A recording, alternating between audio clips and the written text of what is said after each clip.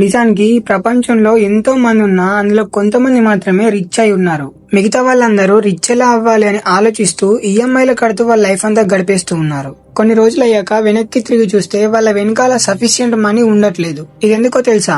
ఇది మన ఆలోచన పైనే మన జీవితం అంతా డిసైడ్ అయి ఉంటుంది. నువ్వు ఎలా ఆలోచిస్తే నీ లైఫ్ అలా టర్న్ అవుతుంది. నువ్వు ఎప్పుడైనా ఇలా ఆలోచించావా, నా లైఫ్ పర్పస్ ఏంటి అని? అయితే ఒక్కసారి ఈ 4 విషయాల్ని ఆలోచించి చూడు, నీ లైఫ్ కంప్లీట్ గా చేంజ్ అవుతుంది. వీటిని ఆలోచించడమే కాదు, చేయడం కూడా ఇంపార్టెంట్ అని మర్చిపోకండి. అయితే ఆ 4 విషయాలేంటో మనం ఇప్పుడు తెలుసుకుందాం. 1.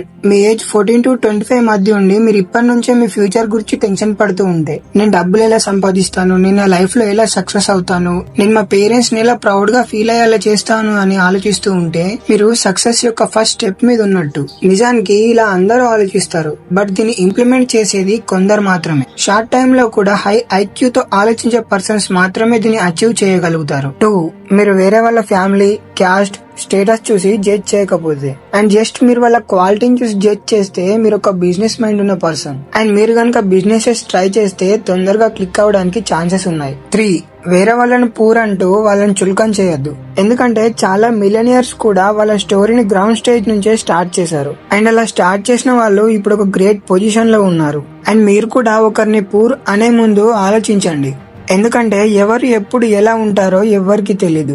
4. మీ ఫ్రెండ్ యొక్క పాయిజన్ మీ ఎనిమి కంటే కూడా మీకు ఎక్కువ హానిని కలిగిస్తుంది. ఎందుకంటే మీ ఎనిమి ఎప్పుడు మీకు చెప్పి హర్ట్ చేస్తాడు.